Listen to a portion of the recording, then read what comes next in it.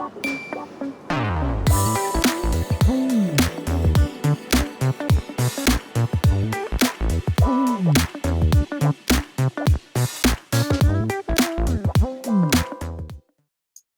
evening. Hello and welcome everyone to Critica.NYC, a show dedicated to the life, work, and politics of the Latinx community in New York City and beyond. I am your host, Raquel Batista. And today we are joined by Linda Sarsour. Linda Sarsour is an author, a social justice activist, racial justice activist who has been working for over 2 decades on issues impacting immigrants in New York, the Arab American community throughout the United States, the Muslim community, women's rights and being a leader in the Women's March, to doing work on against police brutality. And most recently, she was in Minneapolis during the announcement of the charges against police officer Derek Chauvin, who was found guilty of 3 counts of having murdered George Floyd. And I'm really happy to have her today. We have her for a bit of time, but I'm really looking forward to have this conversation with her, so that we can talk about what is the status now, what will happen next in this trial, but also during that same moment, literally like days before Dante Wright was killed 15 feet from where George Floyd was killed. And the day of the announcement of the trial, Ma'Khia Bryant was killed in Ohio by a police officer. And we will be hearing more from Linda now. So let's just bring her on. And Linda, thank you so much for taking time out of your very busy schedule to join me today. I really appreciate it. Thank you so much for having me. I'm not going to say no to you, Raquel, so folks don't know that you and I go way, way back. That's right. Way back. That's right. We were fledgling immigrant rights organizers in the early 2000s when we first met. And we were both active in the New York Immigration Coalition. That's the organization that we got to work through. We even got to go to Germany together. Sure did. A fellowship for immigrant rights activists in the United States, which was really exciting. Mm-hmm. But it really has been just really incredible to see your growth in leadership over the years, taking on some really hard-hitting issues and really bringing them to the national and the global stage. So please, Linda, talk to us about you, about the work that you're currently doing. And of course, we want you to talk about your book that you released last year, which I have here with me. We are not here to be bystanders, by Linda Sarsour, which is so exciting. It's a memoir of her life of activism and how she became an activist.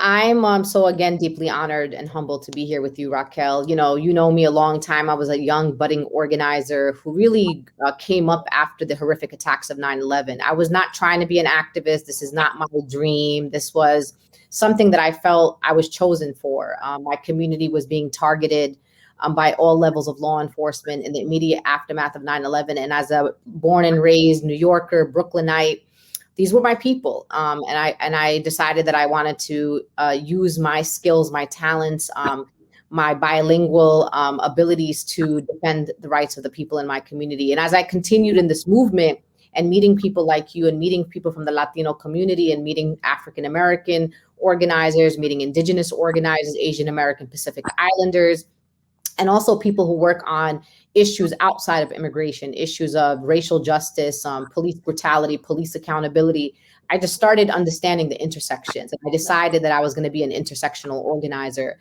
I knew that I could not just fight for the rights of immigrants without also understanding how the detention centers intersect with our prison system and how our incarceration system intersects with our detention systems. I knew that all of these kind of systems of oppression intersect. And so that's kind of the methodology that I use in my organizing. And so I went from defending the rights of Muslim Americans, going up against some of the largest law enforcement agencies, including the NYPD and the FBI, around issues of racial and religious profiling of Muslim Americans, and found myself in the larger criminal justice reform movement, which is why people see how deeply involved I am in issues of police accountability and ending police violence. I mean, holding police officers accountable to their abuses of power. So that's kind of my organizing in a nutshell. You know, I'm a Brooklynite. You know, I'm very proud of being from Brooklyn and just being from New York in general. And so this kind of grit that we have as New Yorkers, I really have brought that to the work. You know, I tell it like it is. I don't care who gets mad at me, who gets upset. That's my style of organizing. We don't have time to make our oppression palpable to white folks and to folks in power.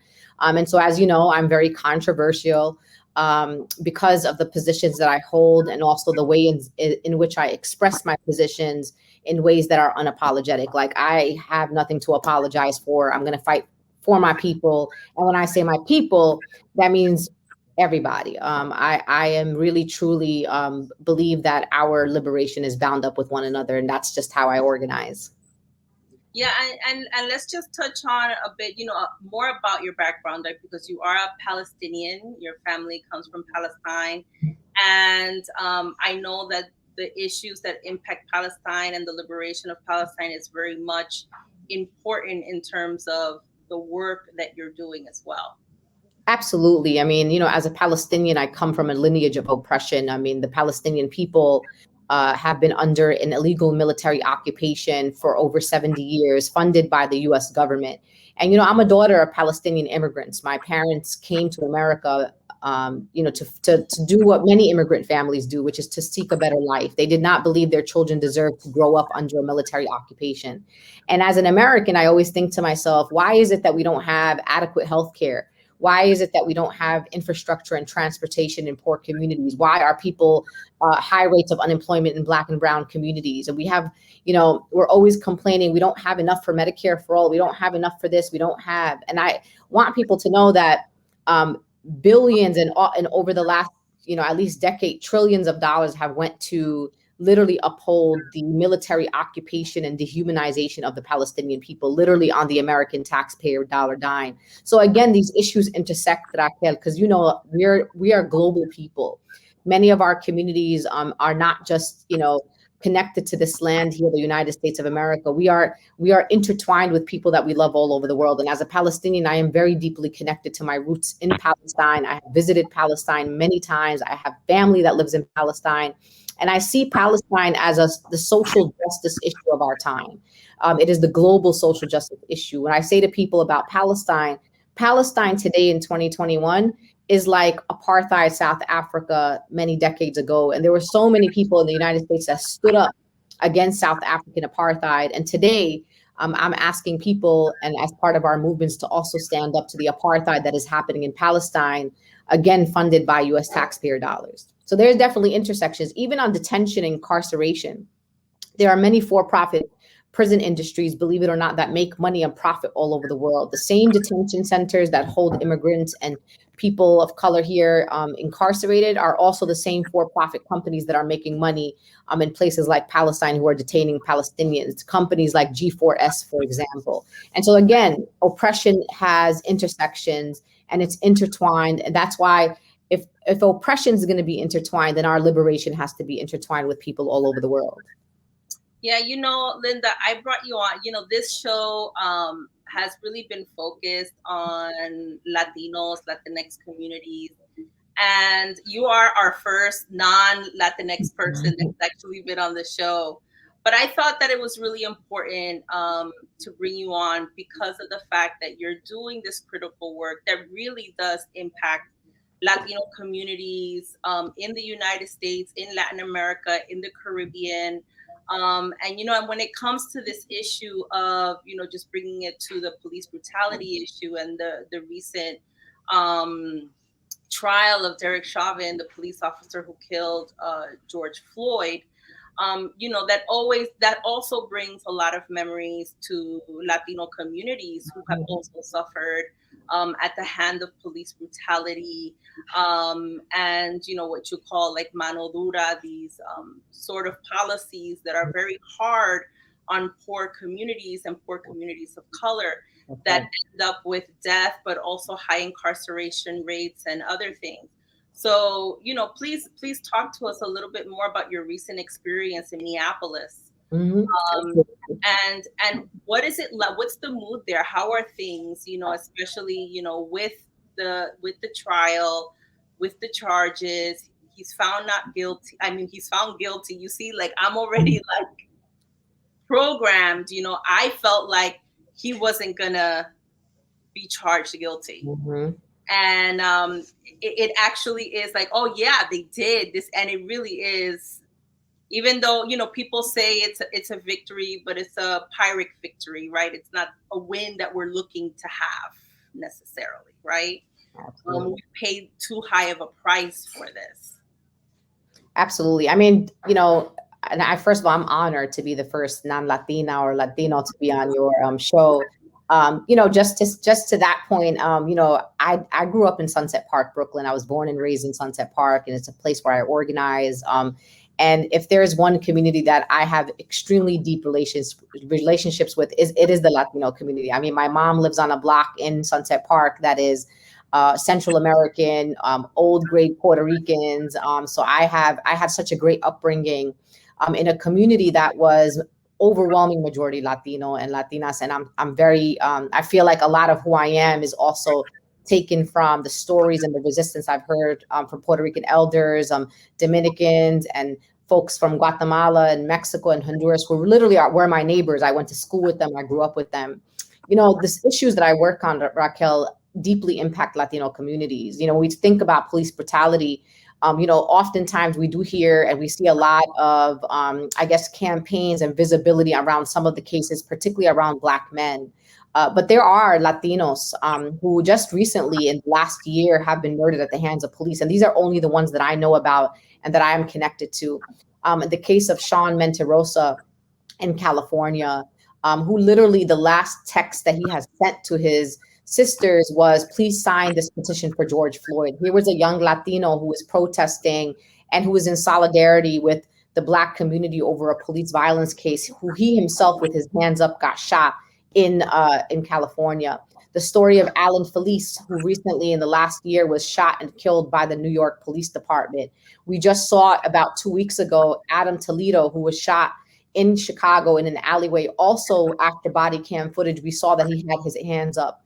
So for many decades, as you know, our brown sisters and brothers, many of which are Latino, have also been victims to police brutality and police violence. When we think about the Central Park Five, and not to take it back too long, but when we think about Raymond Santana and others that were involved in that case, who also were were part of mixed race families or themselves were Latino. So this issue, again, police brutality, is something that deeply impacts Latino communities.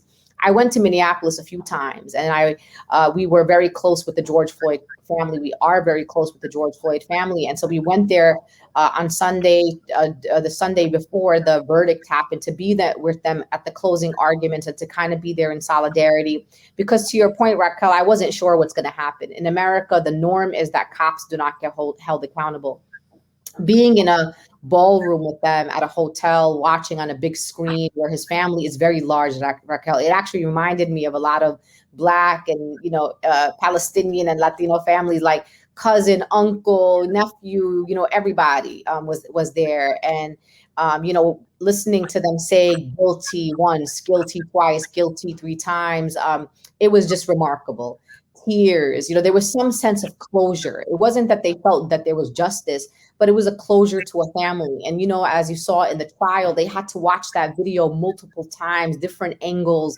Imagine somebody watching their brother or their uncle or someone that they loved and hear their voice calling and pleading for help. So that part of it was really remarkable, just to be in their presence and to be there in solidarity. And then, the protesters, I mean, this would never have happened. I know people say that, courts are supposed to be arbitrary. It's supposed to not have any influence from the outside. And I get all of that. The bottom line, this would never have happened without the people of Minneapolis. The Minneapolis protesters are warriors. They have been consistent. They were in the street. And you know what? They truly proved this idea of enough is enough. They weren't having it. And the city of Minneapolis knew that there better have been a guilty verdict in the case of Derek Chauvin. And there was.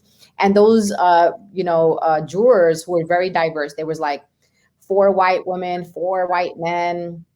There were like 2 black men. There was like 1 mixed race woman and, a mixture of some other folks. But the point is that they went in and within a few hours, they had already come to a consensus that Derek Chauvin was guilty on all charges. And that, again, is because of the prosecution. Usually I'm not a person that sits here to, applaud prosecution, because prosecution are usually the side that's usually trying to criminalize our people. But in this case, this was a prosecution that was trying to to prosecute a police officer. And the attorney general in this case is Keith Ellison, Attorney General Keith Ellison. Keith Ellison was a former member of Congress. He's also Black. He's also Muslim. He's also progressive. And so the point I'm making is that what I felt was it reaffirmed the importance of elections, that don't sleep on attorney generals, don't sleep on district attorneys. These are the people that are going to help us get accountability and help us get some semblance of justice. So Minneapolis was very lively. The people were celebrating, knowing that this was not justice, but it was accountability. There were some moments that were solemn. They have created beautiful art projects where they have like makeshift cemeteries to remind us of the many, many, many other people who have been murdered, who have not received any accountability or justice. But truly, Minneapolis has proved to us and set a precedent across the country. And I was just very proud to bear witness to that. And what were organizers thinking about if by chance Chauvin was found not guilty? Was there fear of rioting or violence in the streets if something was, to pop off, basically? Mm-hmm. What I was telling people, there were a lot of media outlets. I think every media outlet, not just in America, but in the world, was in Minneapolis. And people would see me and they recognize who I am and they want to talk to me about it and say, what do you think is going to happen if there is not to be a guilty verdict in this case? And I said to them, listen, it's not up to me to tell you what's going to happen. The people at some point, Raquel, the people are going to rise up and the people are going to say enough is enough. And what's going to happen is, and we've seen this in many cities across the country, we have people in power who will defend buildings. They will defend broken windows. They will defend, a broken down pole or a burned down, AutoZone before they defend Black life and brown life in this country. So do I believe that there could have been some potential, quote unquote, vandalism or things of that nature? Yes, because I already seen it happen in Minneapolis before. And again, I always say to people, we are not in a place to chide or condemn people for living through centuries of oppression and then telling them how to act when justice is not served, or at least when accountability is not served.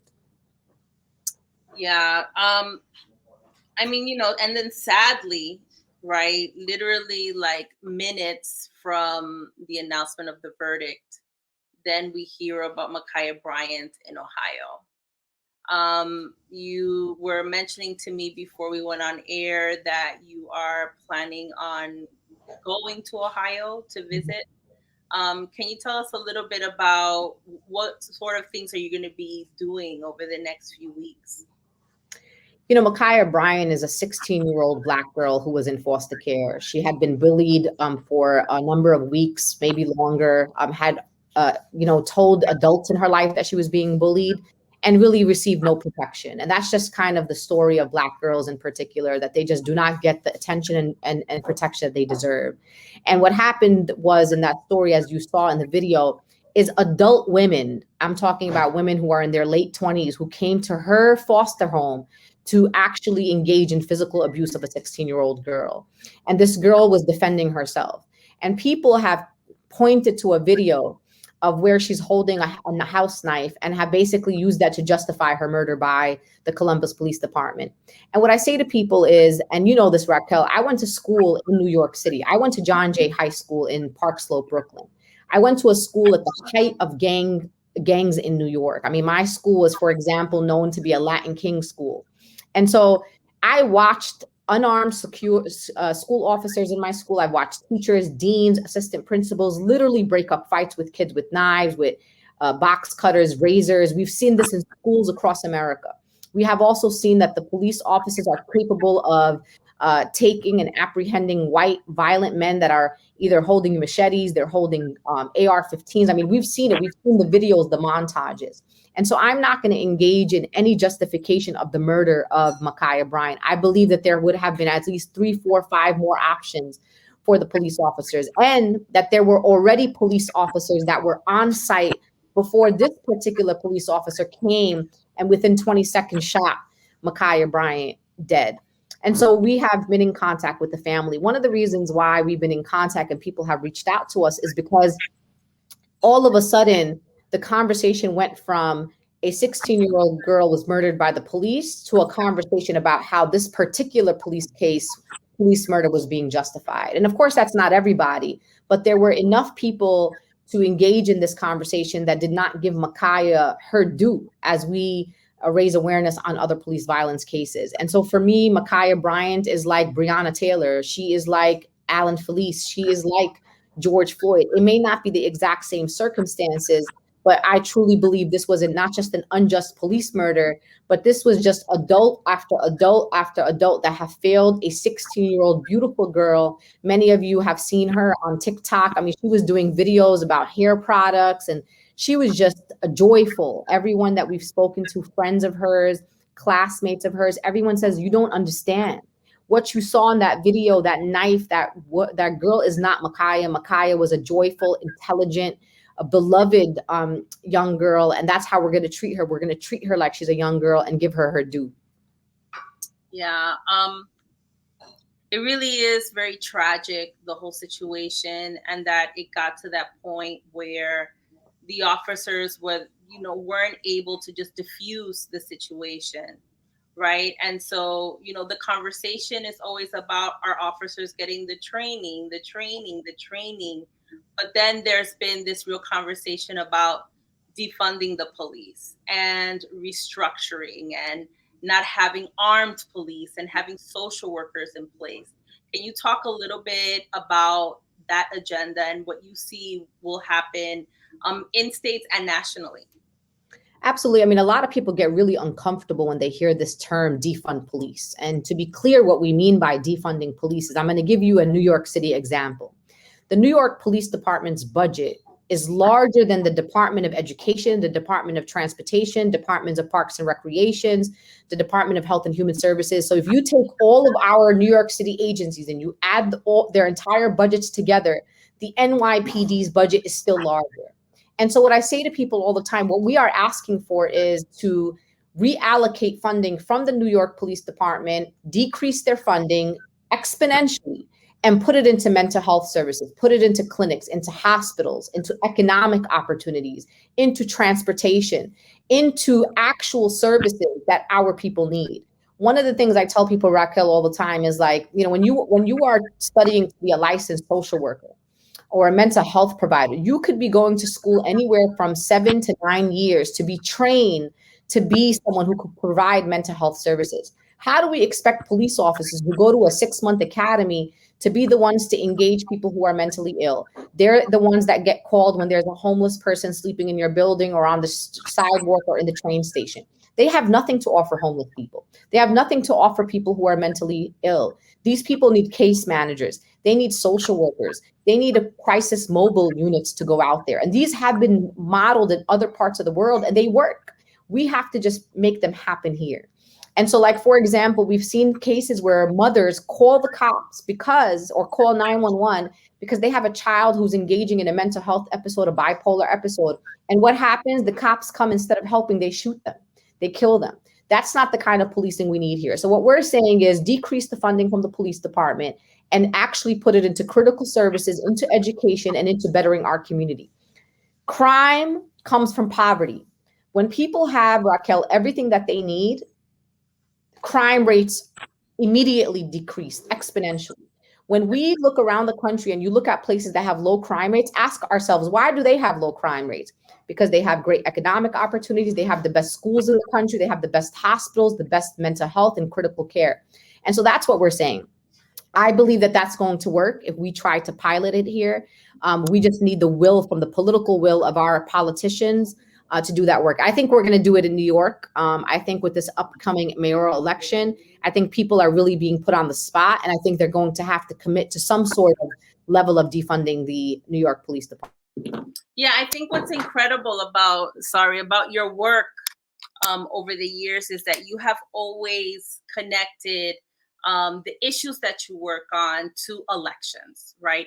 It's not just about, mobilizing people to go out in the street, but also about engaging folks in the electoral process. And I know that you have worked with dozens of candidates throughout the country in getting progressive folks elected.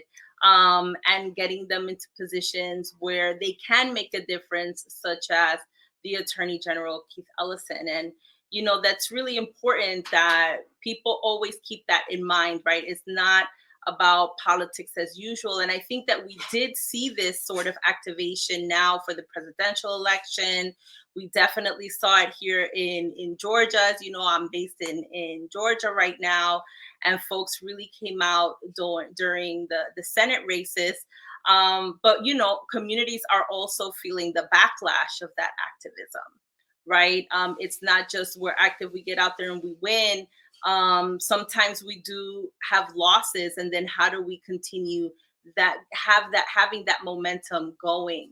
I would love to hear a little bit about your experiences with that. And also, I just want to make sure that you talk to us a little bit about your book that you published last year, because I know a lot of these reflections touch on all of this.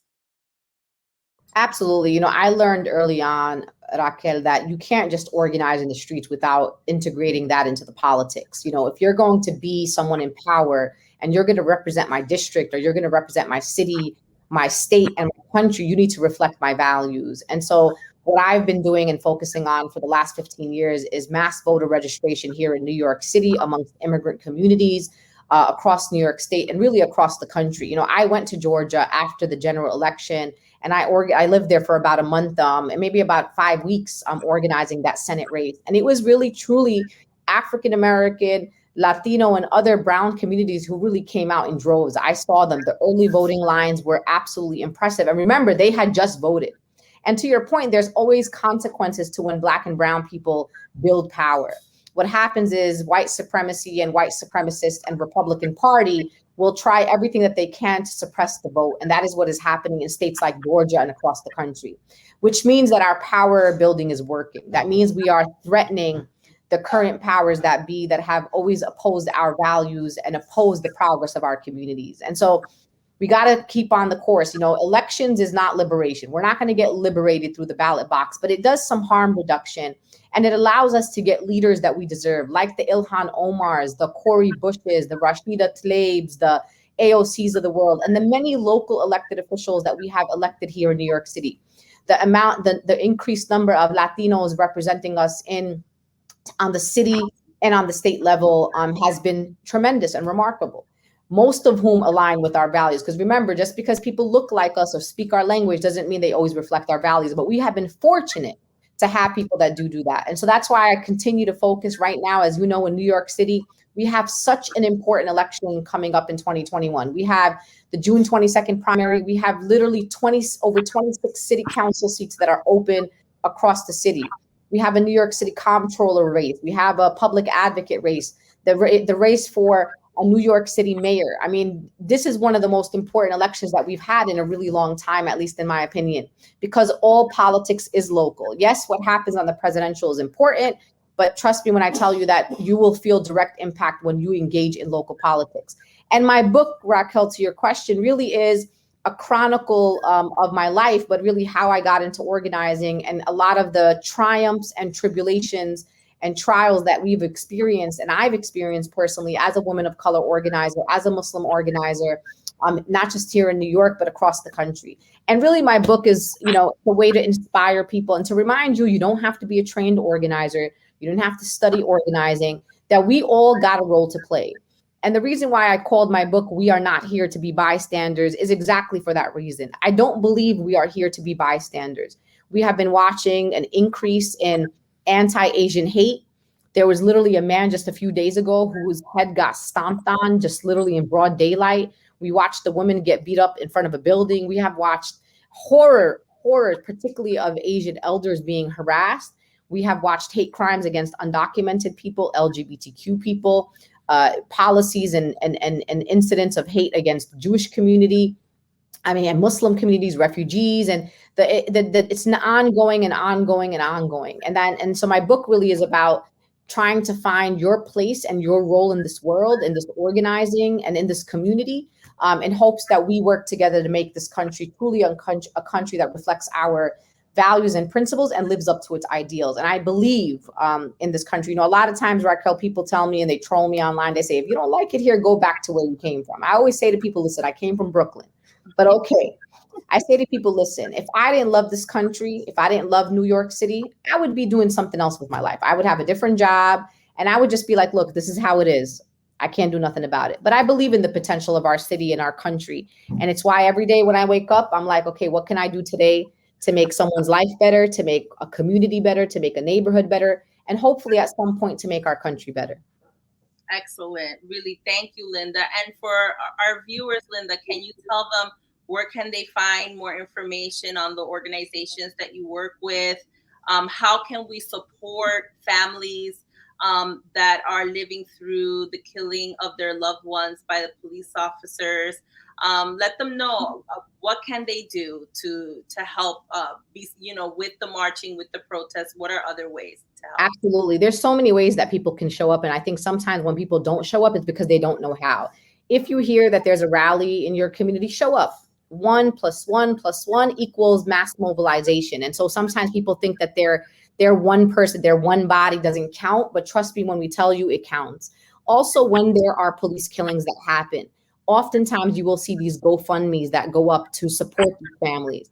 And people will say, well, yeah, but these families get millions of dollars. It takes sometimes so many years later, Raquel, until they sue the cities, sue the states, and end up with these cash settlements that, as you know, have to be literally divided up amongst the family, brothers and sisters and mom. And if there's a dad, if there's a spouse, if there's a significant other there, this money doesn't just go to one person. It gets taken, a third of it goes to a lawyer, and people, use it quickly because they buy a house, for their family. So I'm just saying, when you see a GoFundMe, give them $5, $10. Oftentimes that money is necessary for funeral services, for burials, and just to kind of take care of immediate things. Oftentimes the people murdered sometimes are the breadwinners in their families. They're the sole income that comes into those families.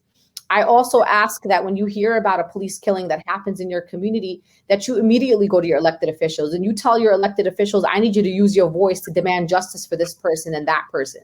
Being on social media, showing solidarity. I mean, when families see that their family member's name is trending online, or that people are really talking about a George Floyd or a Ma'Khia Bryant or a Dante Wright, or even Andrew Brown in Elizabeth City, North Carolina, which also happened recently, it sends a message to the family that people see them and that they care.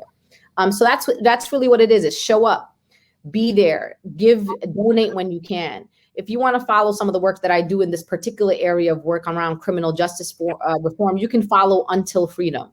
That's it. It's just at Until Freedom. We are on every social media platform, and you could also go to untilfreedom.com to learn more about the work that we do. We are known for our work around the Breonna Taylor case. We actually moved during a global pandemic to Louisville, Kentucky for 4 months to organize around the egregious police murder of Breonna Taylor. And so I'll end, and the reason why I bring up Breonna Taylor, because she reminds me a bit of Ma'Khia Bryant, and Ma'Khia reminds me of Sandra Bland and Ayanna Stanley Jones, is that let us make sure that we focus and we say the names of these women and girls, and that we fight for justice with the same intensity that we fight for justice for others, because they deserve that. And that is what I'm committed to. Thank you so much, Linda. Thank you for all of your work, for all the sacrifices that you and your family makes for you to be out there and, fighting on behalf of our communities. and that you are at the forefront. And it really is wonderful and great to see you and to speak to you today. And again, thank you so much for joining Critica NYC. Thank you. Thank you so much. And I hope to see you soon in person.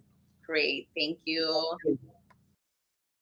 Yeah, so viewers, thank you so much. I'm really happy that we were able to have Linda Sarsour join us today and share with us her experiences in Minneapolis, the work that she's been doing throughout the country, helping families who are suffering because a loved one has been killed by a police officer, and really looking at the system as a whole and how can we really make changes so that we don't see any more of our brothers and sisters being killed. So again, I just want to highlight her book, Linda Sarsour, We Are Not Here to Be Bystanders. Please check it out so you can read a bit about her life, and the work that she's been doing throughout the years. Thank you so much again, Linda, for joining us here today.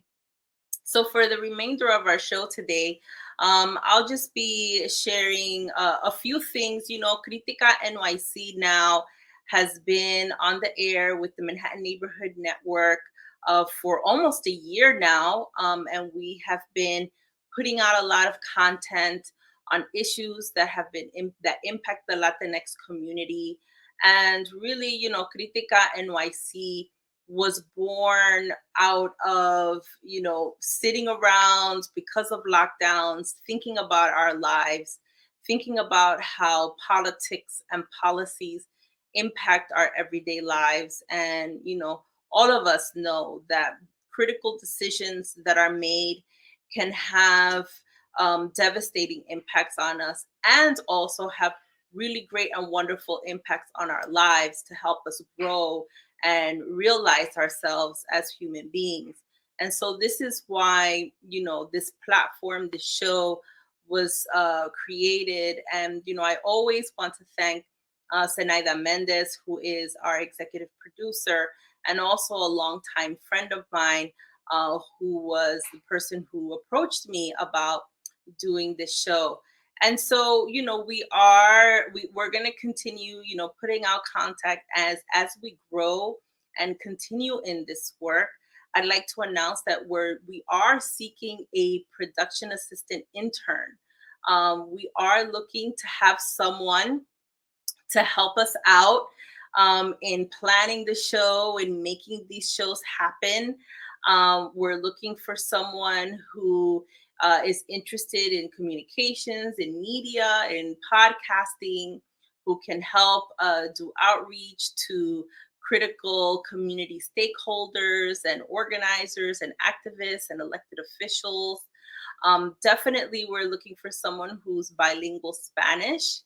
And it would be great if you've had some social media or podcasts or some producing experience. So please feel free to send your cover letter and resume to critica.nyc@gmail.com, and we will get back to you and hopefully set up time to have a conversation. This position is a volunteer position. It's not paid, but we're hoping that as we grow in the future, we will have those possibilities. But for right now, we are seeking volunteers. If you are a college student, and you're looking to get college credit for your internships, this may be the perfect fit. Or maybe you're someone who is staying at home right now. You're not working, but you're looking for an opportunity to get back into the game. This may be a really wonderful opportunity. Or you may even be changing your career and you're like, you want to get involved in communications, in politics, and this would be a wonderful opportunity. So I really do look forward to hearing from you out there. Again, it's critica.nyc@gmail.com. So thank you very much, and I really hope to hear from more of you. Also, I want to encourage folks, to please, send us a message every once in a while. You can send a message through Facebook or through Instagram. You can send it to MNN El Barrio Firehouse on Facebook. MNN El Barrio Firehouse also has an Instagram. You can also send a message to Critica.NYC on Instagram or on Twitter or on Facebook. It's Critica.NYC. And we would love to hear, your comments, your questions, ideas, topics that you would like to see discussed in future shows. We would love to hear from you and what kind of things you would like to see covered on Critica NYC. We're always looking for ideas on what is impacting the Latino community in New York City and throughout the United States and also internationally. I'm sure that some of you may recall we had a show a few weeks ago talking about the rights of women in the Dominican Republic. There has been a fight happening to get what's called las tres casuales, which is the three exceptions to the current rule in the Dominican Republic where women are not allowed to obtain an abortion. Whether the pregnancy was caused by rape or if the pregnancy could potentially cause the death of the mother or some other physical situation that can really lead to the detriment of the woman carrying the child. It has been, illegal for many, many, many, many years, and women there have been fighting to get these three exceptions so that women are able to access safe abortions. And so, that was just one of the topics that we discussed recently. And, and I am, of course, open, and our team is open to having more conversations about issues that are impacting the Latino community and to continue this conversation going. Also, I wanted to just highlight recently in Washington Heights, there has been several rallies around stopping Asian hate and really sending a message that Latino, African American, white, and other communities are in support of the Asian community, and that there needs to be an end to the violence that they have been suffering, in particular since the beginning of the pandemic. We have heard several reports, and as we just discussed with Linda Sarsour, where we've seen many elderly people being beaten in the street just for merely being an Asian person. Recently, we saw the killing of 6 people in Atlanta, Georgia, of a white man that went to 3 Asian salons and targeted Asian women and men. And, and allegedly, when the police reported on this man, they said that he was having a bad day. And these are the very issues that, we need to be always thinking about and really reflecting upon as we look at when these actions are being committed, who is committing these actions, how are they being characterized, how are they being addressed, right? And the differences that we see as when a white man commits a crime and how he gets either arrested or let go. And it could be something of very severe, and that person will walk out as if nothing happened. That individual can walk into a church, kill churchgoers, walk into a hair salon, kill people who are working, trying to make ends meet, and they come out with just handcuffs, right? And then we, on the flip side, see, in our Black and Brown communities, when a crime is committed or there's some sort of altercation, when the police arrive, it can result in the death of a person.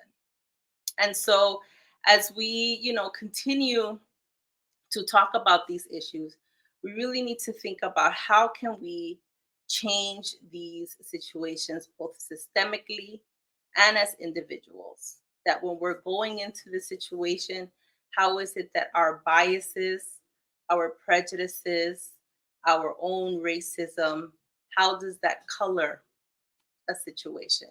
How does that impact a situation? And who ends up getting hurt, who ends up dying? And these are really the fundamental questions that are being brought up as we are witnessing all of these things happening during a pandemic, right? And, during a time where, things have really slowed down to a point that we can really take a look, we can really examine and see how not only we can change our own selves, right, and change our own minds about how things need to be altered, but also how our governments and leaders and these institutions really need to change from the ground up. So, I am in solidarity with my Asian American Pacific Islander community um, throughout the United States during this time. And, and always, right? Because we, as we discussed, earlier with Linda, we all are suffering from the same oppression, from the same ideals of white supremacy, from these images that people are being fed, right? We can't lie and say that all of the negative things that were being said about Asian countries and Asian people, and when it comes to the issue of the virus and all of the negative things that the old administration were spewing, really added fuel to the fire. And so we're here to say that we are in solidarity. It's hard for me too. I feel so much weight on this moment of what I never finished writing down, because I don't want this moment to be the last, because it's a moment that I feel has almost not existed before in all these 19 years. And so I hope that we all do this. You keep me accountable too. That we just practice this every day, looking out for each other, standing up for each other. We can't have it wear on our mental health. We all need each other to keep what we're doing going.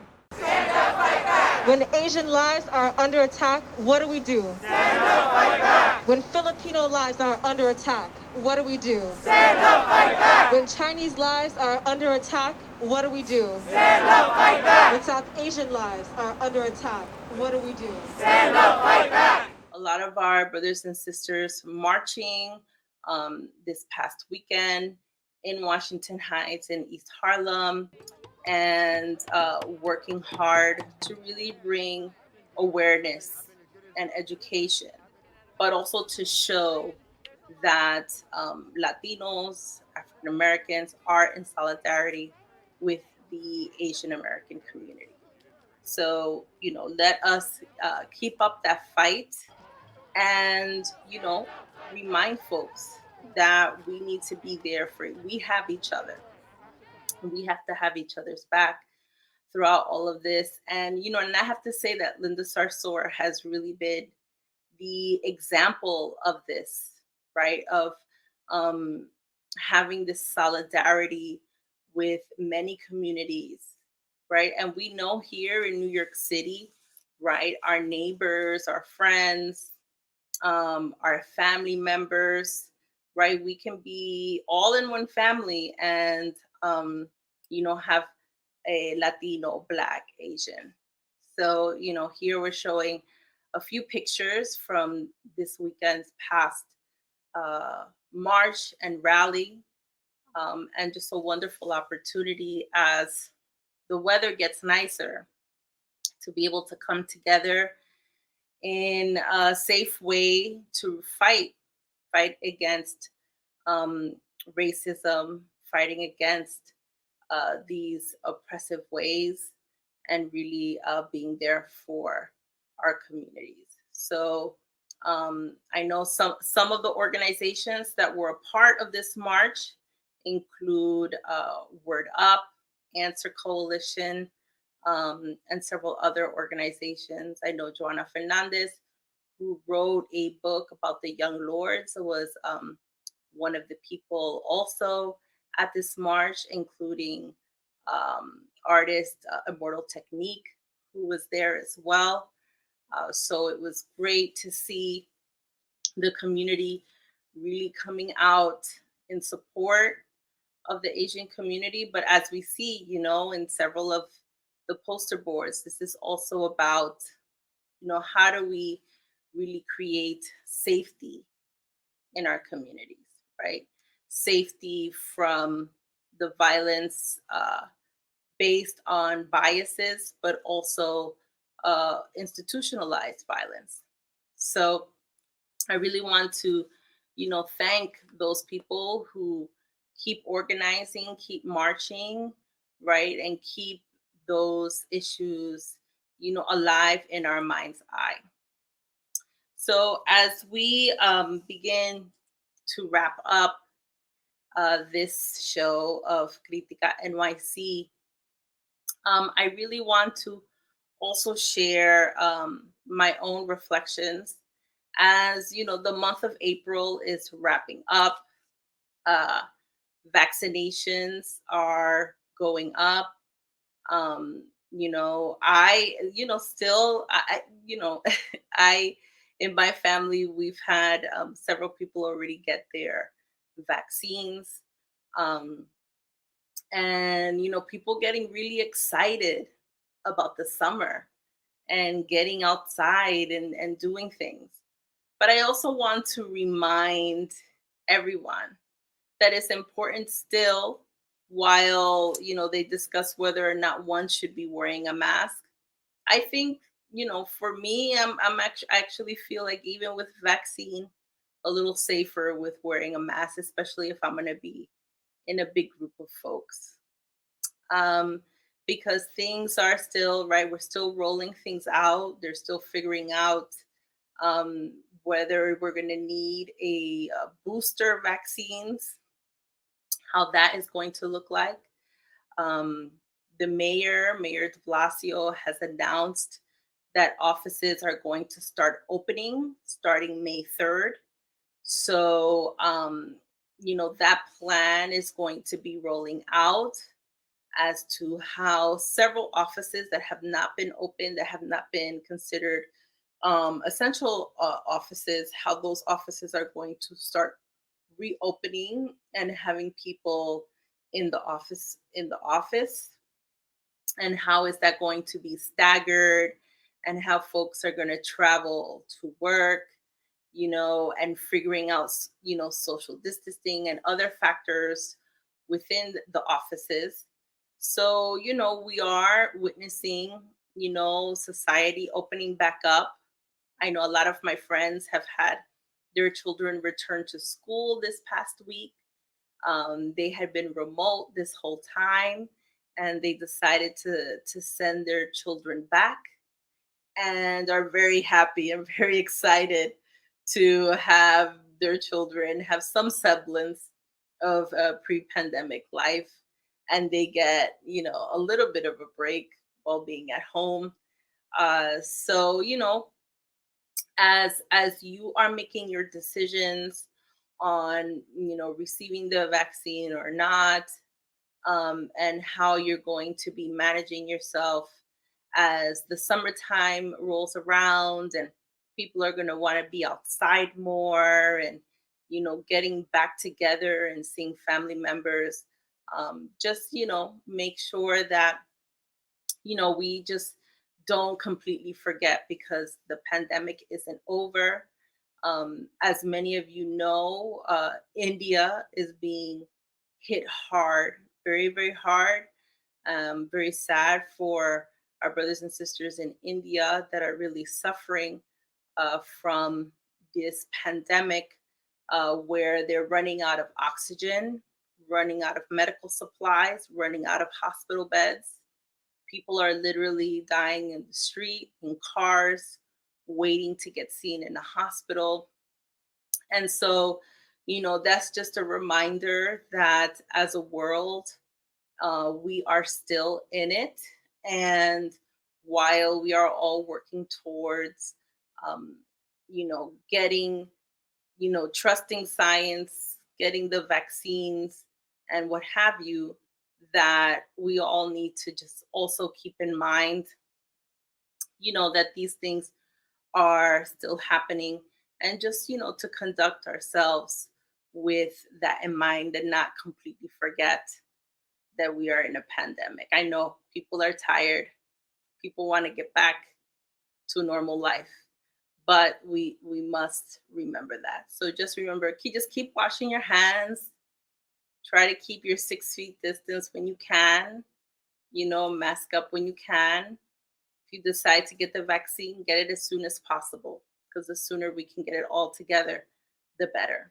Again, I want to thank all of you for joining me today, and for Linda Sarsour for giving of her time and for sharing with us all of the important work that's happening around the issues of police brutality and policing and accountability.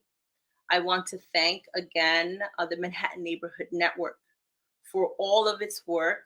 I know you guys work really hard. The team is always here to make Critica.NYC happen.